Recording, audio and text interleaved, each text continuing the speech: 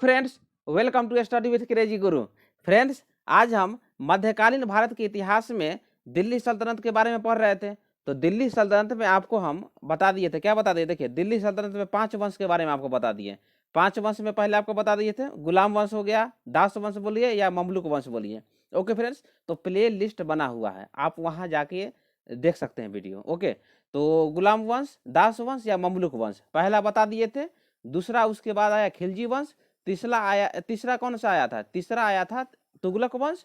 और जो 4th स्थान पे आया था वो आया था सैयद वंश। और 5th स्थान पे आया था कौन? लोदी वंश। ओके, तो इतना हम आपको बता दिए ना, 5 वंश में से 5 वंश के बारे में आपको बता दिए हम। तो आप बोलिए सर इससे पहले आप हमको बता दीजिए से मतलब जो पेपर है कौन कौन से पेपर में इसके लिए महत्वपूर्ण होगा। देखिए फ्रेंड्स, यदि आप बीपीएससी का परीक्षा दीजिए, ओके, बीपीएससी का दीजिए, यूपीपीएससी का दीजिए, यूपीएससी का दीजिए, एसएससी का दीजिए या डीआरडीओ का दीजिए, इसरो का दीजिए, बिहार पुलिस हो गया, कोई भी स्टेट हो, कहीं भी यदि हिस्ट्री, देखिए हिस्ट्री शब्द आपको दिखा मिल जाए कहाँ? सिलेबस में, तो क्वेश्चन कहाँ से पूछे जाएंगे? क्वेश्चन यहीं से पूछे जाएंगे। मध्यकालीन भारत का जो क्वेश्चन यहाँ से अलग नहीं पूछे जाएंगे, याद रखिएगा ये बात। तो इतना फिर समझ गए। चलिए तो स्टार्ट करते हैं। और यदि आप लोग नए हैं चैनल पे तो चैनल को सब्सक्राइब कर दीजिए। ओके, और प्ले लिस्ट बना हुआ है हिस्ट्री का, आप वहाँ जाके 5 वंश के बारे में पढ़ लीजिए। ओके, और उसके बाद ये आप आगे पढ़िए, क्या है जो दिल्ली सल्तनत का आज हम प्रशासन बताएंगे। ओके, तो चलिए स्टार्ट करते हैं। देखिए, दिल्ली सल्तनत कब से कब तक चला था? देखिए, दिल्ली सल्तनत है ना 1206 से 1526 ईस्वी तक चला था। 1206 से, बोलिए सर 1206 से मतलब क्या? देखिए, 1206 ईस्वी में मोहम्मद गोरी का मृत्यु हो जाती है।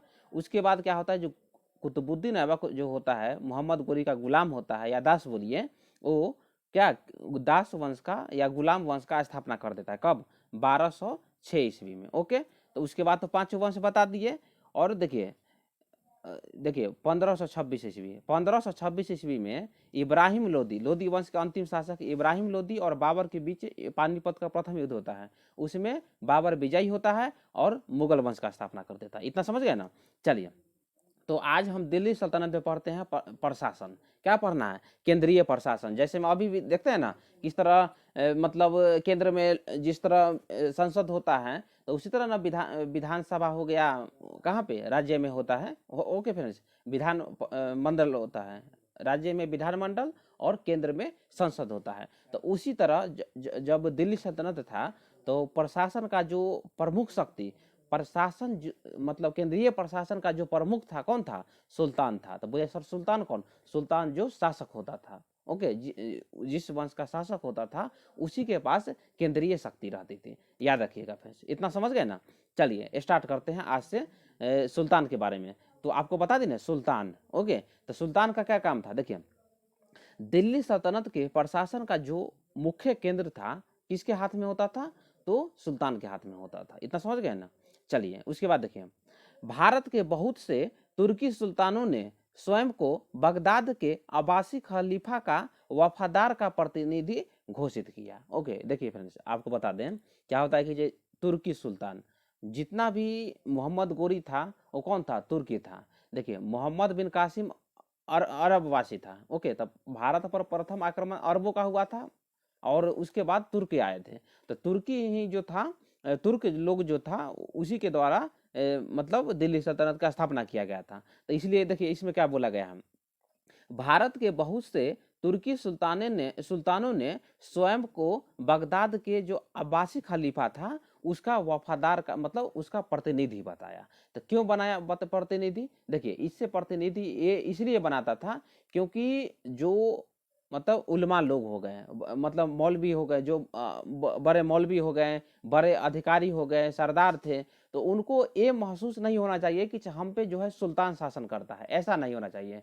उनको ये महसूस करवा देते थे, मतलब प्रतिनिधि बन के, सो मैं उनका मतलब सेवक हूँ, किनका? खलीफा का सेवक हूँ और मैं मतलब प्रशासन चलाता हूँ, ऐसा। इसीलिए मतलब खलीफा से मतलब क्या, खलीफा से सुल्तान पद की पदवी लेते थे दिल्ली सल्तनत के सुल्तान। ओके, तो चलिए उसके बाद देखिए, उसके बाद क्या करते हैं? देखिए, खलीफा को मतलब खलीफा के लिए देखिए क्या करते हैं, उसने सिक्कों पर खलीफा का नाम अंकित करवाया, पर खलीफा की यह स्थिति नैतिक थी। ओके, नैतिक थी मतलब देखिए बोलिए सर इसका अर्थ नहीं समझे तो देखिए एग्जाम्पल देखिए, अभी आप केंद्र में जानते हैं ना मतलब क्या है प्रेसिडेंट, ओके, प्रेसिडेंट हो गया और प्राइम मिनिस्टर हो गया मतलब पीएम हो गया। तो देखिए केंद्र में जो वास्तविक शक्ति होता है, वास्तविक शक्ति किसका होता है, पीएम के पास होता है, और नाम मात्र की शक्ति जो होता है किसके पास होता है, राष्ट्रपति के पास होता है। तो केंद्र में वास्तविक शक्ति पीएम के पास और नाम मात्र का शक्ति राष्ट्रपति के पास होता है। उसी तरह राज्य में वास्तविक शक्ति किसके पास, मुख्यमंत्री के पास होता है, और नाम मात्र का शक्ति किसके पास होता है, नाम मात्र का शक्ति राज्यपाल के पास होता है। तो देखिए फ्रेंड्स, हिस्ट्री के बाद हम पॉलिटी ही पढ़ाने वाले हैं, तो पूरा डाउट क्लियर हो जाएगा, याद रखिएगा ये बात। तो इतना समझ गए। तो क्या था देखिए, उसने सिक्कों पर खलीफा का नाम अंकित करवाया, पर खलीफा की यह स्थिति नैतिक थी। देखिए खलीफा का तो नाम लिखवा दिया मतलब अंकित करवा दिया सिक्का पर, लेकिन यहाँ का जो शासन व्यवस्था था अपने हाथ में लेता था। आप देखिएगा अलाउद्दीन खिलजी का जो उसका नीति था कितना कठोर था, उसके बाद सिकंदर लोदी का नीति कितना कठोर था, उसके बाद आपको इल्तुतमिश का नीति, उसके बाद बलबन का नीति, मतलब जितना भी सुल्तान बना है ना सबका नीति एक दूसरे से अलग था। ओके, ओनली क्या करता था, खलीफा का जो नाम था वो सिक्का पर अंकित करवा देता था, और जो पूर्ण शक्ति था वो अपने हाथ में लेके शासन करता था, याद रखिएगा। ओके, उसके बाद देखिए उसकी सर्वोच्च स्थिति के ऐलान करके सुल्तान यह जताते थे कि वे इस्लामी दुनिया के क्या थे, अंग है। तो आपको तो पीछे ही बता दिए थे, आपको पीछे बता दिए ना, क्यों क्यों, क्योंकि इसमें देखिए आपको बताए थे ना, वफादार किसका प्रतिनिधि बनते थे, खलीफा का बनते थे। क्यों बनते थे, क्योंकि उसकी सर्वोच्च स्थिति का ऐलान करके वह मतलब शासन करते थे। ओके, और अपने आप को इस्लामी दुनिया का अंग बताते थे। ओके, उसके बाद देखिए उसके लिए क्या करते हैं, देखिए आपको बता देना, कोई भी शासक बनता है तो उपाधि धारण करता है, अपने आप को मतलब एक अलग मतलब क्या अपने आप को एक अलग दिखाता है। ओके, और शासन करता है। देखिए उसे जिल्लह मतलब जिल्लह अल्लाह अर्थात ईश्वर का परसाई कहा गया, किसको, सुल्तान को, किसको, सुल्तान को जिल्लह अल्लाह या ईश्वर का परछाई या प्रतिनिधि बोलिए, खलीफा का प्रतिनिधि बोलिए कहा गया। ओके, उसके बाद देखिए सर्वोच्च राजनीतिक, सैनिक और वैधानिक सत्ता सुल्तान के पास ही था। याद रखिएगा जो राजनीतिक सत्ता था, सैनिक सत्ता था और वैधानिक सत्ता था, सब किसके हाथ में था, सुल्तानों के हाथ में, मतलब सुल्तान के हाथ में ही था। ओके फ्रेंड्स, तो सुल्तान के बारे में समझ गए।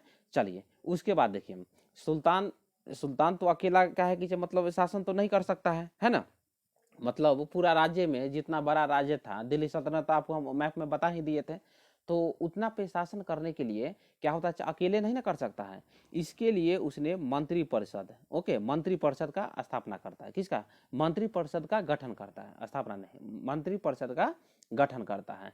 तो आपसे एग्जाम में फ्रेंड्स पूछ देगा, देखिए ये क्वेश्चन इतना जितना पॉइंट अभी बताएंगे ना वो पॉइंट आपको एग्जाम में हूबहू छपेंगे क्वेश्चन। तो आप जब जाइएगा ना पढ़ने, जब क्वेश्चन देखिएगा तो आपको याद आ जाएगा, क्या याद आएगा, तो स्टडी विथ क्रेजी गुरु पे हम लोग एक क्वेश्चन पढ़े हैं, याद रखिएगा। तो मंत्री परिषद का क्या नाम था, मजलिस ए खलवत। देखिए यही क्वेश्चन आपसे पूछता है, मंत्री परिषद को क्या कहा जाता था, क्वेश्चन आएगा दिल्ली सल्तनत में मजलिस एक जो मजलिस एक खलवत जो है ना वो किससे संबंधित था, तो किससे, मंत्री परिषद से। ओके, इतना समझ गए।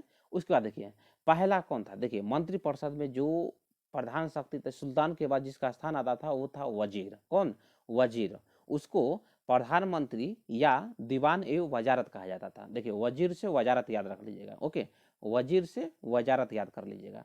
तो वजीर को क्या कहा जाता था, वजीर को प्रधानमंत्री या दीवान वजारत कहा जाता था। ओके फ्रेंड्स, इतना समझ गए। उसके बाद देखिए क्या था, सुल्तान की सहायता के लिए अनेक मंत्री होते थे, इनका चयन स्वयं सुल्तान करता था। कौन चयन करता था, स्वयं सुल्तान करता था, और वह सुल्तान की इच्छा अनुसार पद पर रहते थे। जिस तरह आप जानते हैं ना, जो भारत के जो राज्यपाल, जो राज्य के राज्यपाल होते हैं वो भारत के राष्ट्रपति के प्रसाद पर्यंत होते हैं। वो मतलब जब राष्ट्रपति को मन करे तो उनको हटा सकते हैं, याद रखिएगा। तो उसी तरह था जो वहाँ का जो मतलब मंत्री होते थे वो सुल्तान के प्रसाद पर्यंत होते थे।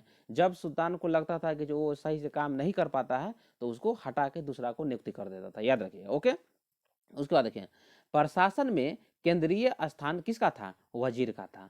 सुल्तान के बाद किसका स्थान था, वजीर का था। तुगलक काल में ज्यादा, तुगलक काल में किसका सबसे ज्यादा महत्व दिया गया, तो वजीर को सबसे ज़्यादा जो महत्व दिया गया तुगलक काल में दिया गया। कौन सा? मोहम्मद बिन तुगलक के काल में, याद रखिएगा। तो मतलब दिल्ली में था वजीर, वजीर होता था, लेकिन जो सबसे ज़्यादा नाम हुआ वजीर का, जो पद को वरीयता दिया गया, तो किसके काल में? तो तुगलक वंश में, मोहम्मद बिन तुगलक के काल में, याद रखिएगा फ्रेंड्स। उसके बाद देखिए इसका जो कार्य समझिए। वजीर का कार्य क्या था? देखिए राजस्व विभाग में पूरा पूरा अधिकार प्राप्त था। देखिए राजस्व विभाग का जो पूरा पूरा अधिकार प्राप्त था, किसके पास था? वजीर के, मतलब वजीर के हाथों में था, याद रखिएगा। ओके, तो चलिए दूसरा देखिए। पहला तो आपको बता दिए, पहला कौन था? पहला आपको वजीर बता दिए, उसको दीवान ए वजारत कहा जाता है, याद रखिएगा। उसके बाद देखिए दूसरा कौन था? दूसरा है दीवान ए अर्ज। कौन सा है? दीवान ए अर्ज। ओके, तो ये क्या है? देखिए सैन्य विभाग का प्रधान होता था, याद रखिएगा फ्रेंड्स, ये बहुत वीवीआई क्वेश्चन है।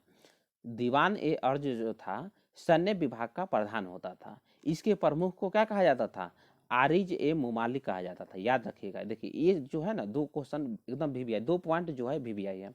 दीवान ए अर्ज कौन था? सैन्य विभाग का प्रधान होता था, जिसे क्या कहा जाता था? तो आरिज ए मुमालिक कहलाता था। ओके, इतना समझ गए। उसके बाद देखिए इसका कार्य, इसका मुख्य कार्य सेना की भर्ती करना। क्या? सेना की भर्ती करना और उसे साज सामान से लैस करना, और सिपाहियों को क्या करना? वेतन बांटना था, याद रखिएगा। यह पद बलबन के समय भारत में प्रचलित हुआ। किसके समय? बलबन के समय। गुलाम वंश के शासक था ना बलबन, बलबन के समय भारत में प्रचलित हुआ, और अलाउद्दीन खिलजी ने इस पद पर ज्यादा ध्यान दिया। अलाउद्दीन खिलजी के बारे में आपको पता थे ना, वो जो हुलिया प्रथा स्टार्ट किया था ना, और घोड़ा दागने की प्रथा, घोड़ा दागने की प्रथा और हुलिया जो व्यवस्था, जो प्रथा चलाया था, वो किसने स्टार्ट किया था? तो अलाउद्दीन खिलजी ने किया था। क्यों? क्योंकि युद्ध में घोड़ा या सैनिक जो है, मतलब चेंज नहीं हो, मतलब ये नहीं कि मतलब पता ही नहीं चले कि किसके खिलाफ कौन लड़ रहा है। तो इसीलिए हुलिया लिखना और घोड़े दागने की प्रथा किसने स्टार्ट किया था? तो अलाउद्दीन खिलजी ने स्टार्ट किया था। ये बहुत वीवीआई क्वेश्चन है, पूछ लेगा।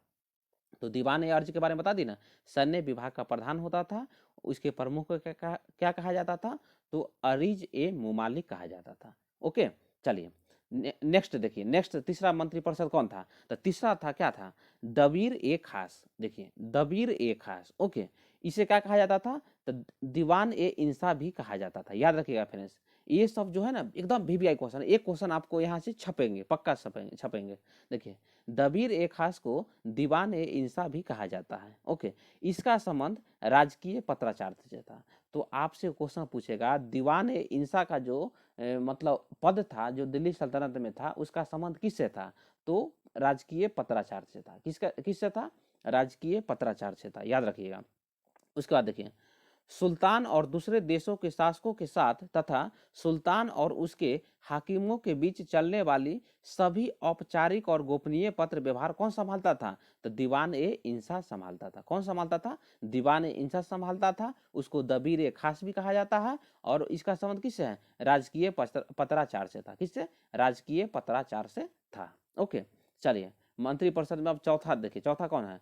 दीवान ए रसालत। कौन सा है? देखिए याद रखिएगा, ये सब क्वेश्चन पूछ देता है। दीवान ए रसालत मतलब विदेशी वार्ता संबंध प्रधान था। विदेशी वार्ता संबंध का जो प्रधान था, उसको क्या कहा जाता है?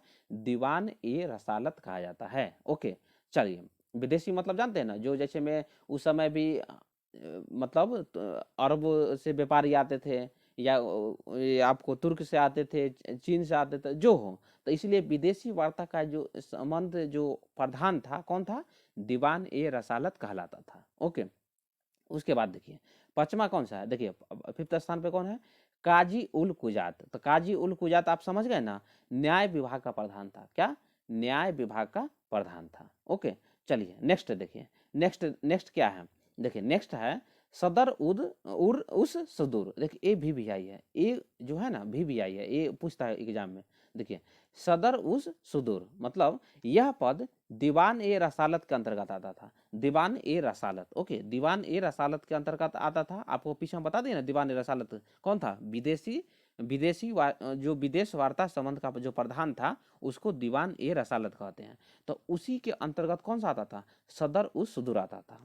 यह धर्म विभाग एवं दान विभाग का प्रमुख होता था। क्या? देखिए धर्म विभाग एवं दान विभाग का प्रमुख होता था। कौन? सदर उस सुदूर। ओके, उसके बाद देखिए ज़कात पर इस अधिकारी का अधिकार होता था। यह मस्जिदों एवं मदरसों के निर्माण के लिए धन मुहैया कराता था। देखिए ज़कात के बारे में आपको बताया था कि नहीं? देखिए जजिया और ज़कात, जजिया और ज़कात आप जाके पिछला मध्यकालीन भारत में देख लीजिए। आपका जितना भी डाउट आप कहीं नहीं पढ़े होंगे, ये बात मैं एकदम लिख देता हूँ, आप लोग इतना कभी कहीं नहीं पढ़े होंगे जितना पॉइंट हम बताए हैं। ओके, तो देखिए ज़कात, ज़कात आप जानते हैं फिरोज शाह तुगलक, तो ज़कात लगाता है धनवान मुसलमान पे। धनवान मुसलमान को जो पूरा जो एक साल में जितना धन कमाता है ना, तो उसमें से 2.5% जो है कर लेता था। पूरा जितना आमदनी हो साल भर का, उससे 2.5% कर लेता था ज़कात के रूप में। कौन लेता था? ओनली जो धनी मुसलमान था उससे लेता था फिरोज शाह तुगलक। और क्यों लेता था? देखिए यह मस्जिदों एवं मदरसों के निर्माण के लिए धन मुहैया कराता था। ओके फ्रेंड्स, तो इतना समझ गए ना। चलिए नेक्स्ट देखिए, नेक्स्ट क्या है? वरीद ए मुमालिक। क्या है? वरीद ए मुमालिक गुप्तचर विभाग का प्रधान था, इसे वरीद कहते थे। ओके, वरीद ही कहते थे, तो वरीद के नाम पर ही इसका नाम क्या पड़ गया? वरीद ए मुमालिक हो गया। तो ये क्वेश्चन जो पॉइंट है VVIA क्वेश्चन ए भी छपेंगे। तो गुप्तचर विभाग का प्रधान को क्या कहते थे? वरीद ए मुमालिक कहते थे। ओके, सुल्तान के करीबी विश्वास पात्र लोग ही मुख्य वरीद के मतलब पद पर नियुक्त किया जाता था। ओके, आप समझ गए ना, जो सुल्तान के करीबी था उसी को मतलब पद पे नियुक्त किया जाता था। किस पे? वरीद ए मुमालिक के पद पर, जिसे वरीद कहा जाता था, और वह गुप्तचर विभाग का प्रधान था। ओके, चलिए नेक्स्ट देखिए, नेक्स्ट क्या है? नेक्स्ट देखिए, नेक्स्ट है आपको, देखिए क्या है? मजमुआ दर। मजमुआ दर मतलब क्या? उधार दिए गए धन का हिसाब रखना। यदि सुल्तान किसी को उधार देता था तो उसका जो हिसाब किताब रखता था वो कौन रखता था? मजमुआ आदर रखता था। ओके, इतना समझ गए ना। चलिए नेक्स्ट देखिए, नेक्स्ट क्या है? खजीन। क्या है? खजीन। खजीन क्या था? कोषाध्यक्ष। कोषाध्यक्ष मतलब समझ गए ना, जो खजाना का जो मतलब पूरा ब्यौरा रखता था। तो खजीन कौन सा है? कोषाध्यक्ष। ओके, और ये है 10th है। कौन है 10th में? देखिए क्या लिखा है? वकील ए दर। वकील ए दर मतलब क्या है? वकील ए दर है सुल्तान की व्यक्तिगत सेवाओं की देखभाल करता था। ओके, तो इतना समझ गए ना। तो देखिए फ्रेंड्स, तो मध्यकालीन भारत में आपको हम यहाँ तक बता दिए कि आज क्या बता दिए? प्रशासन बता दिए। प्रशासन के बाद हम नेक्स्ट वीडियो जो लाएंगे कर व्यवस्था पे लाएंगे। देखिए कर व्यवस्था है ना, कर व्यवस्था पे लाएंगे। ओके फ्रेंड्स, तो इसी तरह वीडियो आते रहेगा। मध्यकालीन मतलब मिडिएबल हिस्ट्री के बाद आपको मॉडर्न हिस्ट्री पढ़ाएंगे, मॉडर्न के बाद एंशियंट पढ़ाएंगे, और एंशियंट के बाद आपको पॉलिटी पढ़ाया जाएगा। और पॉलिटी भी ऐसे पढ़ाएंगे तो देखिएगा किस तरह आपका डाउट पूरा क्लियर हो जाएगा। क्योंकि देखिए कोई भी एग्जाम दीजिएगा तो हिस्ट्री, पॉलिटी और करेंट अफेयर, ये 3 जो पोर्शन है आपके लिए बहुत ही महत्वपूर्ण है। तो ये तीनों आपको सही से पढ़ना ही पड़ेगा। ओके, तो फिर हम आपसे अगला वीडियो में मिलते हैं। Okay, thank you.